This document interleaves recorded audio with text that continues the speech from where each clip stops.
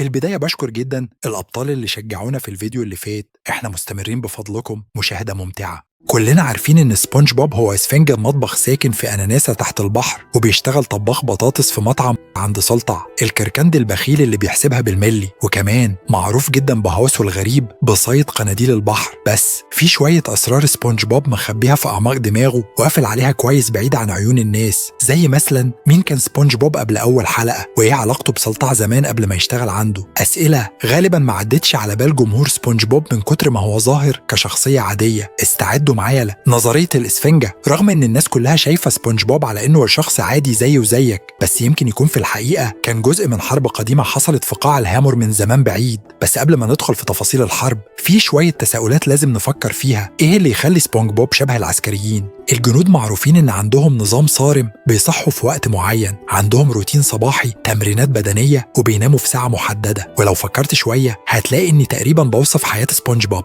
الراجل ده بيصحى كل يوم الساعة 6 أو 7 بالضبط، يجهز نفسه، يعمل تمرينات رياضية الصبح، وكمان عنده روتين نفسي آخر اليوم بعد الشغل. زي ما قال في مرة، أعتقد هأسيب تمرينات التحفيز الليلي وأروح أنام على طول.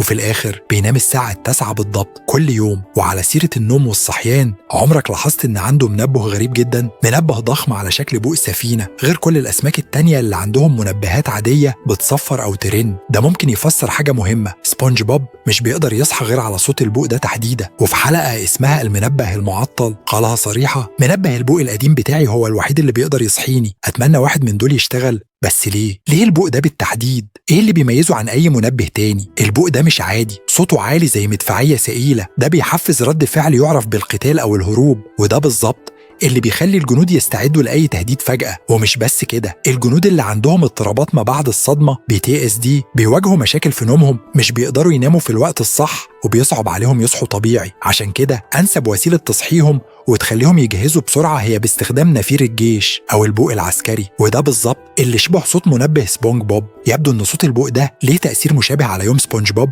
لأنه بيجهزه يبدأ روتينه الصباحي. وفي حاجة مثيرة للاهتمام، في كذا حلقة بنشوف سبونج بوب ماشي في الشارع وبيقول أنا مستعد وهو رايح الشغل. الجملة دي بقت نكتة متكررة في المسلسل، بس الحقيقة إن سبونج بوب بيقولها من خوفه من إن حد يستبعده، عشان في الجيش الجندي ممكن يتعاقب لو مش مستعد للمعركة أو لو ملتزمش بالقوانين العسكرية. طبعا سبونج بوب مش في الجيش دلوقتي، بس التصرفات دي شبه أعراض اضطراب ما بعد الصدمة PTSD. سبونج بوب واضح إنه مر بصدمات كتير لدرجة إنه لازم يثبت لكل اللي حواليه إنه منضبط. أول مرة بنشوف فيها موضوع أنا مستعد والمشي العسكري المنتظم ده كان في أول حلقة في الموسم الأول، مطلوب مساعدة، الحلقة الكلاسيكية اللي بيقدم فيها سبونج بوب على وظيفة في مطعم سلطع برجر. الحلقة دي كأنها كانت بتقدم سبونج بوب بشكل غير مباشر على إنه محارب قديم، وده بيظهر من أول لحظة. حاجة تانية بيتمسك بيها العسكريين هي بطاقة الاسم، لازم تكون دايما على الزي الرسمي، وسبونج بوب بيتعامل مع بطاقة اسمه بنفس الطريقة، وده باين في الحلقة رقم 18 من الموسم الثالث،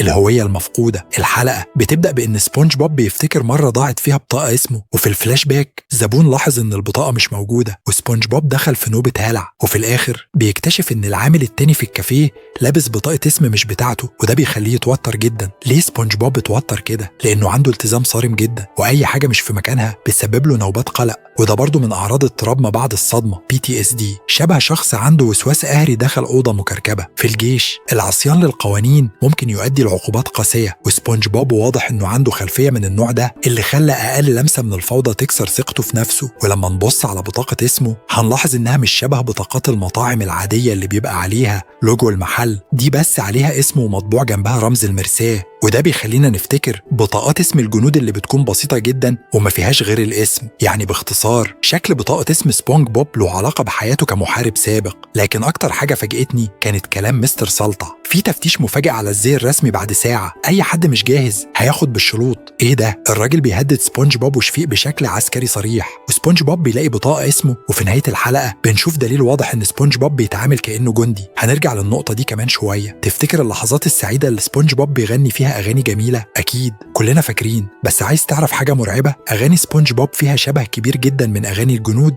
وهما بيتمشوا أو بيستعدوا للمعركة. في حلقة توصيل البيتزا سبونج بوب بيغني طول الطريق وبيفضل يكرر الكلام بأسلوب عسكري واضح شبه تدريب الجنود. The Krusty Krab pizza is the pizza for you and me.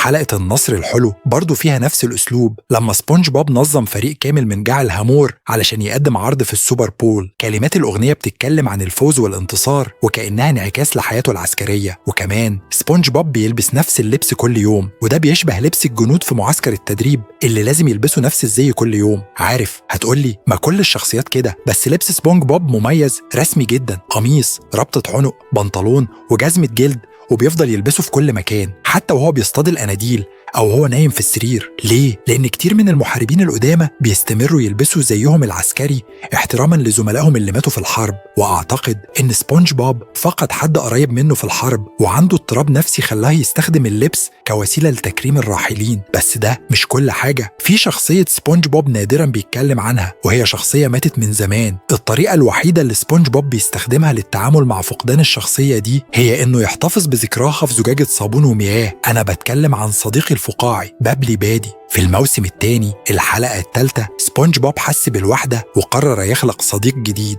هتقولي ما هو اخترعه ساعتها، بس خليني أعرضك شوية. لو كان صديقي الفقاعة فعلا صديق جديد، ازاي سبونج بوب كان عارف كل تفصيلة عنه؟ ما شفناهمش بيتكلموا أو بيتعرفوا، ومع ذلك سبونج بوب كان عارف إنه مش بيحب الجبنة وبيحب الشاليمو الملتوي، وحتى طلب الساندويتش بتاعه بالتفصيل. ده مش طبيعي، دي مش معلومات تكتشفها في يوم. أنا شايف إن بابلي بادي كان صديق قديم لسبونج بوب مات في الحرب، وسبونج بوب بيتخيله علشان يحتفظ بذكراه. وحتى لو كل الناس في قاع الهامور بيقولوا له ده مش حقيقي، هو بيرفض يصدق. المحاربين اللي بيعانوا من اضطراب ما بعد الصدمة بيعيشوا نفس الحالة، وبغض النظر عن آراء الناس الفقاعة كان فعلا موجود ومات بطل. وفي حلقات سلطع برجر دايما بنشوف علاقة قوية بين سبونج بوب ومستر سلطع، علاقة شبه الأب والابن. بس السؤال هنا، هل ممكن يكون في رابط أعمق بينهم قبل حتى الحلقة الأولى؟ حلقة مطلوب مساعدة بتوضح إن سبونج بوب وسلطع كان في بينهم تاريخ مشترك في الحرب، وعندي أدلة تدعم النظرية دي. بص على الطريقة اللي سبونج بوب سلم بيها على سلطع أول مرة. سبونج بوب كمان بيطيع أوامر سلطع مهما كانت غريبة. فاكرين القصة المجنونة لما سبونج بوب قدر يجيب ملعقة هيدروديناميكية اللي شفيق وسلطع شكلهم لفقوها في ساعتها؟ أنا مؤمن إن سبونج بوب اتدرب في معسكر عسكري على تنفيذ الأوامر من الشخص صاحب السلطة، وإلا هيتعرض لعواقب وخيمة، لدرجة إن في الموسم الرابع الحلقة التاسعة سبونج بوب حول مجموعة قطع غيار عربيات لصاروخ فضائي علشان يبهر الرقيب الرودري. هو مدرب لدرجة إنه عنده رد فعل تلقائي وهو بيرد على أوامر سلطع. في حلقة الخوف من سلطع برجر سبونج بوب دخل في حالة عقلية مضطربة بعد شيفت شغل بدون راحة، وبدأ يهلوس ويتصرف بتصرفات شبيهة باللي بيعانوا من اضطراب ما بعد الصدمة. الأعراض دي ظهرت من أول حلقة لما كان بيكرر أنا مستعد، وده ممكن يكون بسبب انه ما كانش جاهز في الحرب، وده تسبب في كارثة، ويمكن تم طرده من الجيش علشان كده. فدلوقتي بيكرر الجملة علشان يثبت لكل الناس انه مستعد فعلا المرة دي. الصدمات اللي مر بيها كانت قوية جدا لدرجة انه بيرجع لأيام الحرب. شوف المشهد ده، بنشوف سبونج بوب بيصرخ وبيفكر ان الزباين اعداء وبيترجاهم يسيبوه يعيش. هو كمان دايما بيكون محترم جدا مع الناس في قاع الهومر، وبيناديهم يا فندم او يا مدام، وبيحب العجايز جدا. دي حاجات بيتعلمها الجنود في المعسكر، ما تقدرش تقولي إن ده خيال. لاحظت علاقة سلطع مع سبونج بوب؟ العلاقة بينهم أقرب لعلاقة أب بابنه، وده باين من كلامهم لبعض. سلطع بينادي سبونج بوب يا ولد، يا بني، أو يا فتى، وسبونج بوب بيرد عليه بكلمات زي نعم كابتن، حاضر سيدي. كأن سلطع كان رقيب فعلا في الجيش، وفي أدلة كتير إن سلطع خدم فعلا في الجيش. في الموسم الرابع الحلقة الواحدة قوقعة الرجل بنشوف إن سلطع حصل على كأس الرجولة وكل زمايله في البحرية فاكرينه. في نفس الحلقة سلطع أخد سبونج بوب لمخبأه وفتح معاه صندوق كنوزه من أيام الجيش. السؤال هنا، ليه شارك أسراره مع سبونج بوب بس مع إن شفيق أقدم منه في الشغل؟ الإجابة هي الثقة، وسلطع حاطط ثقته الكاملة في سبونج بوب، والثقة دي عنصر أساسي في الجيش، بتربط الجنود ببعض كأنهم عيلة. سلطع وسبونج بوب كان بينهم علاقة زي دي. وفي حلقة تانية سلطع قال إنه اشتغل كبير الطباخين على السفينة الحربية SS دياريا، وكان بينظف حمامات على SS جورمت. لما سبونج بوب سأله مش كنت كبير الطباخين على جورميه؟ رد قصدي لا، كنت بنظف الحمامات هناك، أنا كنت كبير الطباخين على دياريا. كلامه فيه تأكيد إنه كان ليه علاقة بالجيش. الغريب إن سلطع قال إن بسيط كان كابتن في الحرب، مع إنه مش باين عليه بسبب غبائه. فممكن سلطع خد مكانه بعد ما بسيط ساب الجيش وعين سبونج بوب بعدها. وفي الموسم الثالث الحلقة العاشرة فيديو التدريب، الراوي قال إن سلطع دخل في حالة اكتئاب شديدة بعد الحرب. سلطع بقى منعزل في اكتئاب عميق، بس حاله اتغير لما اشترى دار مسنين وحولها إلى مطعم سلطع برجر، وده اللي أنقذ حالته النفسية، وكمان ريح سبونج بوب من اضطراباته النفسية الناتجة عن الحرب. بغض النظر عن الفلوس القليلة اللي بياخدها سبونج بوب أو المعاملة السيئة، هو متمسك بالشغل لأنه شايف فيه الانضباط والنظام اللي بيحبه من أيام الجيش. ناس كتير بتقول إنه بيحب يقلي البرجر، لكن أنا شايف إن السبب الحقيقي هو ولاؤه للبيئة العسكرية اللي بيوفرها سلطع برجر. مطعم سلطع برجر فيه نفس نظام الجيش، صريخ وتوبيخ، لازم تلبس بادج الاسم، كل حاجة منظمة. وسبونج بوب بطبعه بيحب الانضباط، فده بيخليه مرتاح كأنه لسه في البحرية. بص على لبس سلطع وسبونج بوب، كلاسيكي جدا، بدلة وكرافتة وجزمة من الجلد،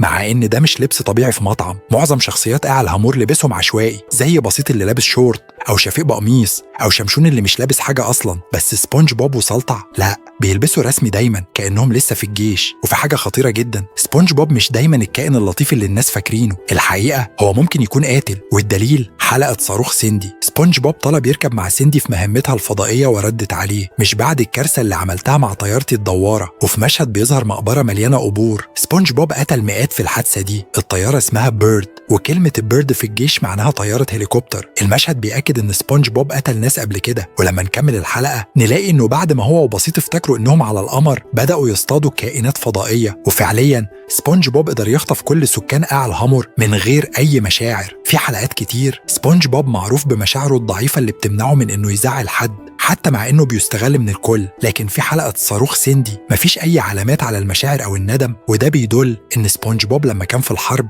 اتدرب على ازاحة كل المشاعر زي الجنود اللي بينزلوا في ساحات القتال. اكتر اضطراب نفسي بيتناسب مع سلوك سبونج بوب ده هو اضطراب ثنائي القطب، وده ممكن يفسر تقلباته المفاجئة في السلوك في لحظات معينة. كتير من الناس ممكن يقولوا ان سبونج بوب ملوش مهارات قتالية، وده فعلا شيء متوقع، لكن في كذا مشهد في المسلسل بيورينا دليل قوي على مهارات سبونج بوب في العنف. مثلا لو تابعت المسلسل شوية هتلاقي سبونج بوب بيتمرن على الكاراتيه بشكل مستمر، مع ان غالبا بيخسر قدام سيندي. ما ينفعش نتجاهل ان مهاراته في الكاراتيه ممتازة واحسن من اغلب سكان اعلى هامور. حلقة مقاتلو الكاراتيه بتبين حب سبونج بوب الشديد للكاراتيه لدرجة انه كان مستعد يدمر مطعم سلطع برجر، بس بسبب هوسه ده تم فصله من الشغل. ده بيدل ان سبونج بوب لازم يكون اتدرب على الكاراتيه ايام الجيش، ومش قادر يسيب الروتين اللي خلاه عايش. مش بس كده، سبونج بوب اثبت كفاءته في استخدام معدات عسكرية مختلفة زي التليفونات الحقلية، الابراج الحربية والبنادق. وكمان لاحظت حاجة في لبس سبونج بوب في الفرقة الموسيقية، كله احمر وفيه نجوم صفراء. مش عاوز اقول ان سبونج بوب ممكن يكون قاتل في الحرب لصالح الصين، بس هنسيب الموضوع ده ونعديه لوقت تاني. اخر دليل عندي هنا هيفجر دماغك، وهو من حلقة بنجيكس في نص وقت السوبر بول. بنشوف شفيق وفرقته بيغنوا، ولما حللت كلمات الأغنية لاحظت حاجة غريبة جدا، الإثارة، إثارة واحد، إثارة قتل واحد كمان. السطر ده بيكمل كل النقاط اللي قلتها قبل كده. سبونج بوب فعلا قتل حد قبل كده وعارف طعم ومتعة القتل. كتير من الجنود العسكريين بيحسوا بمتعة شديدة في الميدان بعد ما يقتلوا عدو، واللي بيخلي الموضوع أغرب إن الكاتب سمح بكلمات زي دي في برنامج للأطفال. لسه مش مصدق؟ استنى معايا، احنا جمعنا أدلة كتير بتثبت إن سبونج بوب كان جندي في الحرب، بس الحاجة الوحيدة اللي ناقصة هي ماضيه. لو بس كان عندنا دليل ثابت إن سبونج بوب دخل مدرسة عسكرية وهو طفل. بس استنى، في 2021 نيكولوديون عملوا برنامج فرعي اسمه معسكر كورال عن نسخة أصغر من سبونج بوب وأصحابه بيستكشفوا العالم في معسكر صيفي. أنا أعتقد إن البرنامج ده كله اتعمل علشان يعرض معسكر عسكري سري. فيه دلائل كتير في البرنامج بتدعم الفكرة دي، زي الصورة دي، يبدو إنها بوستر بيقيس مرونة الأطفال في المعسكر. كتير من المدارس بتعلم المرونة، بس تتبعها كده ده موضوع مختلف. الجنود في الميدان لازم يكملوا القتال لحد ما يقعوا. في الموسم الأول الحلقة الأولى بنشوف سكويتورد بيلعب الموسيقى العسكرية الصبح، وبيتقال له كان مفروض ما تقولش للولد المزعج يلعب الموسيقى دي الصبح. وفي نفس الحلقة بنشوف لاري السلطعون بيعمل حصة لياقة للأطفال. حلو الكلام، بس استنى شوية، شوف لبس لاري، لبسه شبه جدا لبس بحرف البحرية، رابطة الرقبة والبدلة البيضة. يا جدعان ايه الحكاية دي؟ وكمان شوف أوضة سبونج بوب، فيها بوستر مليان بالقوانين المطلوبة في المعسكر الصيفي، والقوانين دي بسيطة جدا، زي ما تزعجش المرشد الصغير، اغسل ورا الزعانف، وممنوع الكلام السوقي. بس السؤال الحقيقي هو ليه معسكر صيفي صارم كده؟ المفروض دي فترة العيال فيها بره المدرسة بيستمتعوا، وكمان عشان نريح دماغنا شوية من القسمة الطويلة وقراءة الكتب. أنا مؤمن إن والدي سبونج بوب هما اللي ورا كل ده. شايف؟ سبونج بوب مش ذكي قوي، دايما بنشوفه بيعمل مشاكل وفوضى في المعسكر، شكله كأنه عنده نوع من اضطراب نقص الانتباه وفرط النشاط ADHD. مارجريت وهاري والديه أكيد بعتوه للمعسكر العسكري عشان يضبطوه، وده بيشرح ليه سبونج بوب اتغير وبقى منضبط أكتر وهو كبير. كمان لاحظت سبونج بوب نايم على سرير بطابقين، ده حاجة بنشوفها في التكنات العسكرية. وبعدين استنى شوف مين معانا هنا، هو السيد كرابس. ايه اللي قلتلك عليه قبل كده؟ العلاقة بين سبونج بوب والسيد كرابس مش عادية. السيد كرابس هو صاحب المعسكر وبيبقى دوره مش ظاهر قوي في تطوير سبونج بوب، بس أنا شايف إنه في السر هو اللي بيشغل المعسكر ده بطريقة تخلي الولد ده يتحول لراجل. وده واضح في نهاية الحلقة الأولى لما السيد كرابس بيدي سبونج بوب ميدالية إنقاذ المرشد من وحش. اللي بيحصل إن سبونج بوب كان متدرب سريا عشان يبقى جندي ويحارب من أجل بيكيني بوتوم. وكمان من خلال التأكيد مطعم الكريستي كراب دايما كان قمة المطاعم في بيكيني بوتوم،